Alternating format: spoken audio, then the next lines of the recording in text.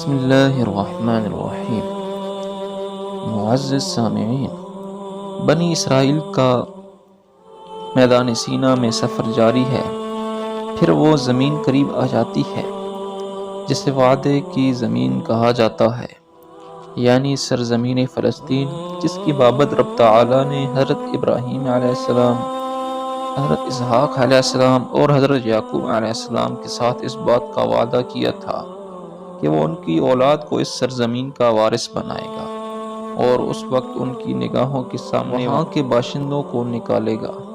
اب خدا نے سیدنا موسیٰ علیہ السلام کو حکم دیا کہ اس زمین کا مالک بننے کے لیے بنی اسرائیل کو لے کر اس سرزمین میں داخل ہو جاؤ، لیکن ذلت و غلامی کی عادت نہیں، بلکہ خوگر اور رسیا قوم بنی اسرائیل کو عزت و شوکت، حکومت و سلطنت اور قوم و طاقت سے کیا واسطہ؟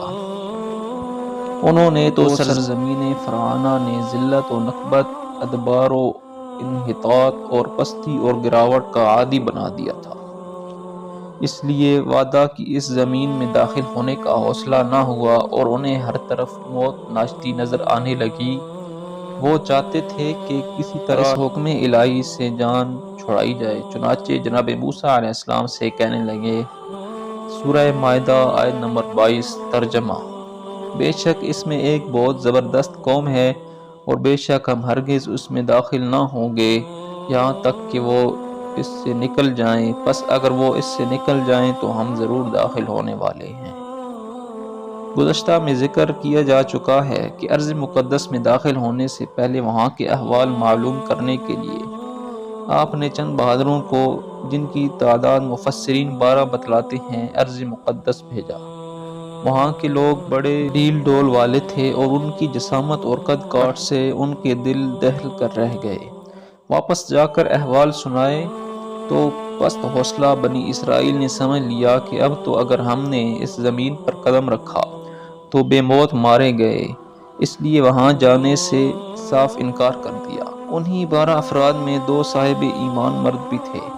بنی اسرائیل میں خودداری اور ہمت کے جنازوں کو اٹھتے دیکھ کر تڑپ کر رہ گئے اور بے اختیار بولے۔ سورہ مائدہ آیت نمبر 23 ترجمہ: تم ان پر دروازے میں داخل ہو جاؤ، پھر جب تم اس میں داخل ہو گئے تو یقیناً تم غالب ہو، اللہ ہی پر بس بھروسہ کرو اگر تم مومن ہو۔ لیکن بنی اسرائیل نے بزدلی، کم ہمتی اور ذلت پسندی کا بھرپور مظاہرہ کرتے ہوئے شہر اریحا میں داخل ہونے سے چٹا انکار کر دیا اور یہ انوکھا جواب دیا۔ سورہ مائدہ آیت نمبر 24 ترجمہ: اے موسیٰ، بے شک ہم ہرگز اس میں کبھی داخل نہ ہوں گے جب تک وہ اس میں موجود ہیں، سو تو اور تیرا رب جاؤ، بس دونوں لڑو، بے شک ہم یہیں بیٹھنے والے ہیں۔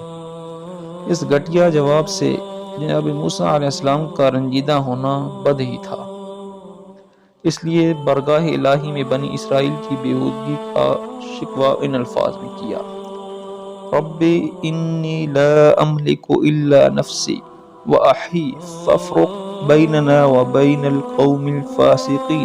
سورہ مائدہ آیت نمبر 25 ترجمہ: اے میرے رب، بے شک میں اپنی جان اور اپنے بھائی کے سوا کسی چیز کا مالک نہیں، سو تو ہمارے درمیان اور ان نافرمان لوگوں کے درمیان علیحدگی کر دے۔ رب تعالیٰ نے یہ اعلان کر دیا۔ سورہ مائدہ آیت نمبر 26 ترجمہ: بے شک وہ ان پر 40 سال حرام کی ہوئی ہے، زمین میں سر مارتے پھریں گے، پس تو ان نافرمان لوگوں پر غم نہ کر۔ چنانچہ بنی اسرائیل اس میدان میں سرگرداں بھٹکتے رہے یہاں تک کہ جناب موسیٰ علیہ السلام کا انتقال ہو گیا۔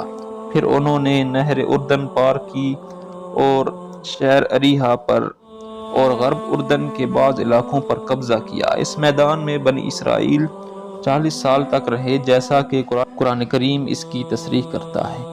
بعض علماء نے بنی اسرائیل کے اتنے عرصہ میدان تیہ میں رہنے کی وجہ بیان کی ہے۔ چنانچہ ابن خلدون کہتے ہیں کہ چونکہ بنی اسرائیل کی رگ رگ میں غلامی رچی بسی تھی، اس لیے ان میں لڑنے اور بہادری کے جوہر دکھانے کی استعداد برانام بھی نہ تھی، اس لیے قوم جبارین کے ساتھ لڑنے کا حکم سنتی ہی ان کے کلیجے منہ کو آ گئے۔ علماء نے لکھا ہے تکمیل علم کا زمانہ 15 سال ہے کہ اتنا عرصہ گزرنے کے بعد آدمی علم کے ثمرات چننا شروع کر دیتا ہے، جبکہ آدمی کے اخلاق 40 سال کی محنت شاقہ کے بعد جا کر سدھرتے ہیں۔ جب کوئی قوم اپنے اخلاق سنوارنے چلتی ہے تو 40 سال کے بعد ان میں اخلاقی سنوار آتا ہے اور وہ اخلاق فاضلہ کے ثمرات چنتے ہیں۔ یہ تھی رب تعالیٰ کی مشیت و حکمت کہ بنی اسرائیل کو 40 سال تک میدان طیہ میں رکھا جائے تاکہ ذلت و غلامی میں پرورش پانے والی نسل ختم ہو جائے اور اگلی ایسی نسل تیار ہو جائے جو حریت، آزادی، علو ہمت، شجاعت و بصالت سے آراستہ ہو اور غلامی سے اسے شدید نفرت ہو۔ یہی بنی اسرائیل کا حال تھا کہ ذلت و غلامی میں آنکھ کھول کر پلنے والے بنی اسرائیل کی نسل اس میدان طیہ میں رہی، ملک عدم ہو گئی، اور اب جوانی اور شعور کی دہلیز پر بنی اسرائیل کی وہ نسل کھڑی تھی جو مصر کی غلامی کے دور میں نابالغ تھی، اور ان کے ساتھ وہ بھی ملا لیجئے جو اسی میدان طیہ میں پیدا ہوئے، جنہوں نے سرے سے غلامی کی فضا میں ایک سانس تک نہ لیا تھا اور انہیں ہر طرف بس آزادی اور غیرت و حمیت کے نغمے اور ترانے ہی سننے کو ملے۔ چنانچہ یہ لوگ اس قوم جبارین سے ذرا خوف زدہ نہ تھے۔ ان لوگوں نے سیدنا موسیٰ علیہ السلام کے شاگرد یوشع بن نون علیہ السلام کی قیادت میں اس سرزمین میں داخل ہو کر ان پر قبضہ کر لیا۔ اس مقام پر یہ نقطہ ملحوظ رہے کہ ارشاد باری تعالی محرمۃ علیہ پر وقف کیا جائے، یعنی یہ زمین ان پر ہمیشہ کے لیے حرام کر دی گئی، جنہوں نے یہ کہہ کر صاف انکار کر دیا تھا اذهب انت وربک فقاتلا، کہ موسیٰ لڑنا ہے تو اپنے خدا کو ساتھ لے جا کر لڑ لیجئے۔ یہی وہ لوگ تھے جو 40 سال کے عرصہ میں دار آخرت کو سودھار گئے، ان میں سے ایک کو بھی ارض مقدس میں داخل ہونا نصیب نہ ہوا۔ اس توجیہ کی بنا پر ہم کہہ سکتے ہیں کہ ارشاد باری تعالی محرمۃ علیہم اپنے اطلاق پر ہے۔ قصہ موسیٰ کے یہاں تک کے واقعات ان آیات میں سماعت فرمائیے۔ سورہ المائدہ آیت نمبر 20 تا 26۔ اور جب موسیٰ نے اپنی قوم سے کہا اے میری قوم، اپنے اوپر اللہ کی نعمت یاد کرو جب اس نے تم میں انبیاء بنائے اور تمہیں بادشاہ بنا دیا اور تمہیں وہ کچھ دیا جو جہانوں میں کسی کو نہیں دیا۔